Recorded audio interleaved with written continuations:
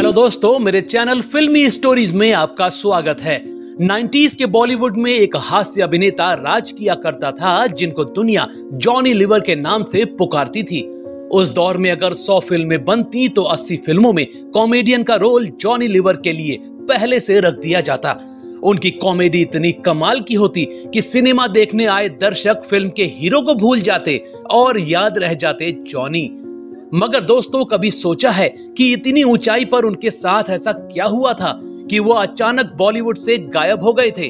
क्या आपको पता है उनके घर पर आई कैंसर की बीमारी ने कैसे उनका करियर तबाह कर दिया था? क्या आपको पता है कि फिल्मों में वापसी करने की कोशिश कर रहे इस महान कॉमेडियन को कैसे साजिश के तहत गायब कर दिया गया? चलिए आज हम आपको जॉन प्रकाश राव जानूमाला के जॉनी लीवर बनने से लेकर उनके करियर बर्बाद होने की पूरी दास्तां सुनाते हैं। जॉनी की स्टोरी आपको हैरान कर देगी।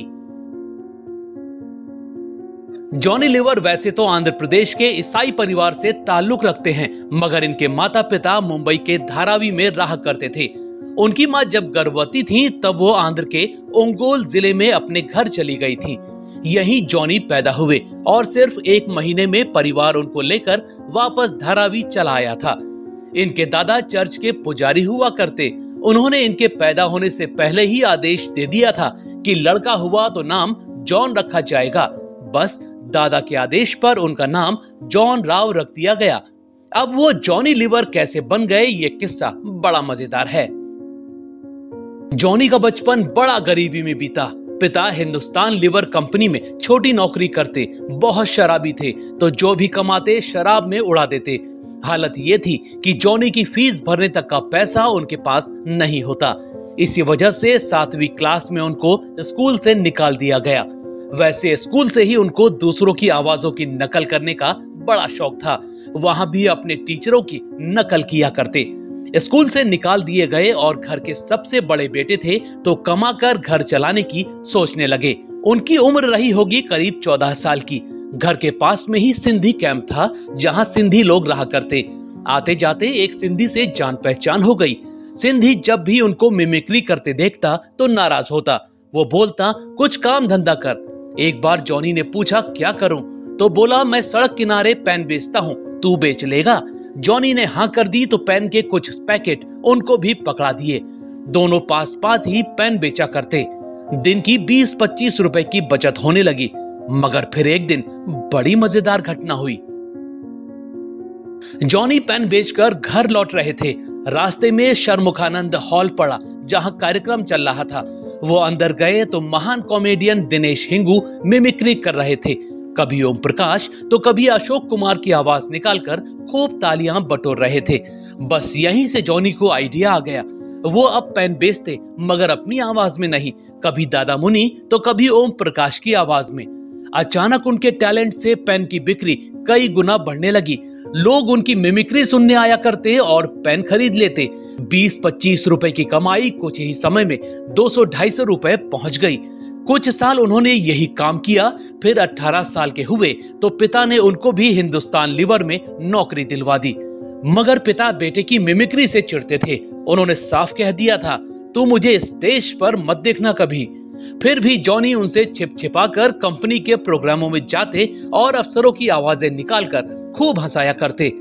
1977 की बात है।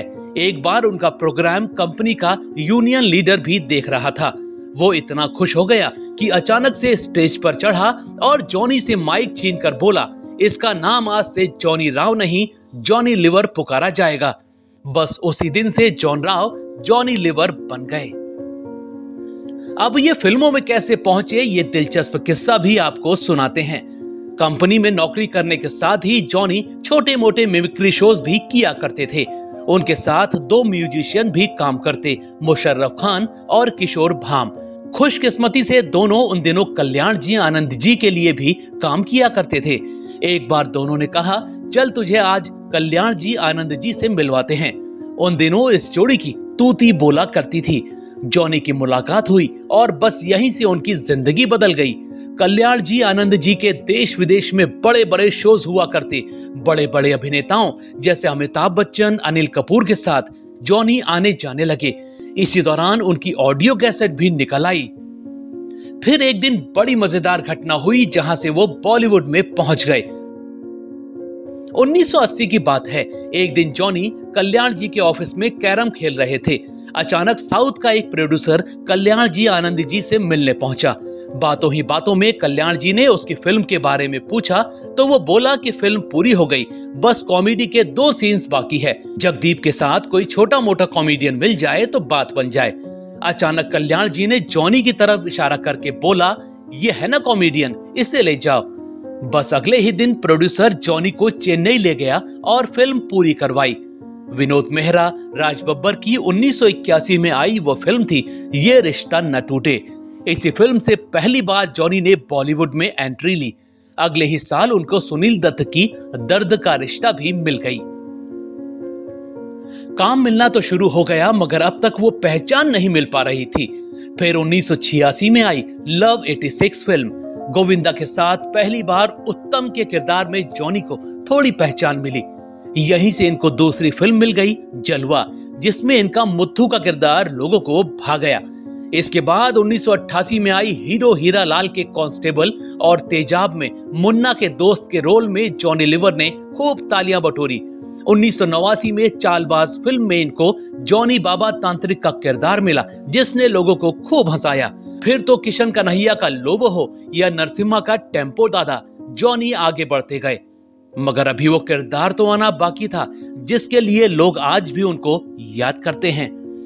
अब्बास मस्तान शाहरुख खान काजोल को लेकर फिल्म बनाने जा रहे थे।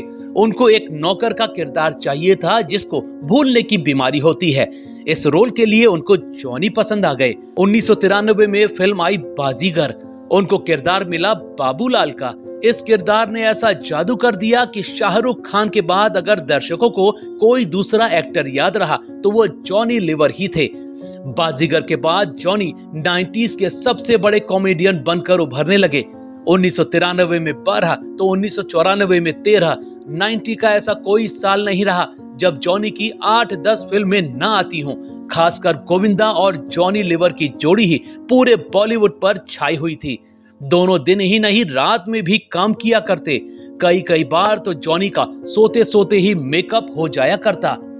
90s के दौर में जॉनी लीवर की फीस बड़े बड़े हीरो से भी ज्यादा हो गई। आलम यह था कि फिल्मों में जॉनी लीवर का छोटा सा रोल लीड हीरो पर भारी पड़ने लगा। 1997 में आई जुदाई फिल्म में तो एक से बढ़कर एक एक्टर थे, मगर पूरी फिल्म में हीरा लाल बने जॉनी लीवर का वो अब्बा डब्बा झब्बा वाला सीन सब पर भारी पड़ बैठा था। अपने हुनर के दम पर उनको गाड़ी, बंगला, इज्जत, शोहरत सब हासिल हो गई। वो कामयाबी के 7वें आसमान पर दौड़ रहे थे। मगर फिर साल 2000 में अचानक वो फिल्मी पर्दे से गायब होने लगे। जो अभिनेता हर दूसरी फिल्म में नजर आता था वो कभी कभार ही दिखने लगा। क्या आपको पता है इसकी वजह क्या थी? चलिए हम आपको बताते हैं। जॉनी ने साल 1984 में सुजाता नाम की लड़की से शादी की थी। दोनों के 2 बच्चे हुए, बेटी जिमी और बेटा जैजी। सब कुछ सही चल रहा था, लेकिन साल 2000 में अचानक किसी की बुरी नजर इनके परिवार को लग गई। इनके बेटे जैजी के गर्दन पर एक छोटी गांठ उभर आई। पहले तो किसी के समझ में नहीं आया कि क्या हुआ, फिर धीरे धीरे वो गांठ बढ़ने लगी। तब जॉनी को चिंता हुई तो वो बेटे को लेकर नानावटी हॉस्पिटल पहुंचे। यहाँ जांच हुई तो पता लगा वो कैंसर की गांठ थी जो धीरे धीरे बढ़ रही थी। डॉक्टरों ने ऑपरेशन कर गांठ निकालने की योजना बनाई, मगर जैसे ही सर्जरी का चीरा लगा वो गांठ नसों में दबी हुई थी। ऐसे में वापस उसे सिलना पड़ा। डॉक्टरों ने साफ बोल दिया कि इसका ऑपरेशन भी नहीं हो सकता, क्योंकि गलत नस कट गई तो ये जिंदगी भर के लिए अपाहिज या अंधा भी हो सकता है और जान भी जा सकती है। सबने बोल दिया कि ये कुछ ही समय का मेहमान है। बस बेटे के इस गम ने जॉनी को अंदर से तोड़ कर रख दिया। उन्होंने एक्टिंग छोड़ दी और बेटे के गम में शराब सिगरेट के नशे में डूब गए। फिल्म मेकर्स की लाइन लगी रहती, लेकिन वो सबको मना कर देते। बेटे को कभी इस चर्च तो कभी उस चर्च में लेकर जाते। 2 साल तक वो बेटे को ऐसी हालत में देखकर रोते रहे। फिर एक दिन चमत्कार हो गया। साल 2002 की बात है। जॉनी बेटे को लेकर एक चर्च में गए थे। वहां पादरी ने बेटे को देखा और बोला, इसे न्यूयॉर्क के अस्पताल में ले जाओ, गॉड इसको ठीक कर देगा। हर तरफ से हार चुके जॉनी सिर्फ गॉड के भरोसे ही बैठे थे। वो बेटे को न्यूयॉर्क के उसी अस्पताल में ले गए। वहां सच में चमत्कार हो गया। डॉक्टरों ने चेक किया और 10 ही दिन में ऑपरेशन कर बेटे की गांठ निकाल दी। इस चमत्कार ने जॉनी को इतना प्रभावित कर दिया कि वो बॉलीवुड एक्टिंग सब भूल गए और चर्च में धार्मिक कामों में लग गए। सालों तक वो एक्टिंग से दूर रहकर बाइबल के उपदेश देश विदेश में सुनाते रहे। फिर कुछ सालों बाद उन्होंने दोबारा वापसी की कोशिश की, मगर इस बार उनको साजिश ले डूबी। हुआ ये कि जॉनी लीवर की वापसी की खबर सुनकर फिल्म मेकर्स दोबारा उनके पास आने लगे। उनको गोलमाल, ऑल द बेस्ट या गोलमाल 3 जैसी कई अच्छी फिल्में भी ऑफर हुई। फिर से जॉनी का नाम होने लगा तो बड़े हीरोज को वो खतरा दिखने लगे। वो जानते थे कि जॉनी फिर से लय में आ गए तो उनका पत्ता कटते देर न लगेगी। इसी वजह से बड़े बड़े स्टार्स ने मिलकर साजिश शुरू कर दी। जॉनी लीवर के सीन्स एडिट होने लगे। लीड हीरोज डायरेक्टरों पर दबाव बनाकर जॉनी के कॉमेडी डायलॉग्स अपने नाम करवाने लग गए। इस साजिश ने धीरे धीरे इस बेमिसाल हास्य अभिनेता का फिर से उभरता करियर बर्बाद कर दिया। कुछ ही सालों में जॉनी को काम मिलना ही मुश्किल हो गया। बॉलीवुड से गुमनाम हो चुके जॉनी इन दिनों फिर से वहीं पहुंच गए जहां से उन्होंने शुरुआत की थी। वो स्टेज शो करके लोगों का मनोरंजन करते हैं। वो परिवार के साथ मुंबई में रहते हैं। दोनों बच्चों को उन्होंने लंदन में पढ़ाया। जॉनी को अब कभी कभार ही फिल्म मिलती है। बदकिस्मती और साजिश इस बेहतरीन कलाकार को ले डूबी। दोस्तों, आपको जॉनी लीवर कैसे लगते थे? उनका कौन सा किरदार या फिल्म आपको अब तक याद है?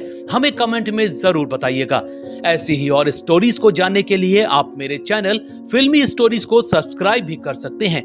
बस बेल आइकन दबाना मत भूलिएगा।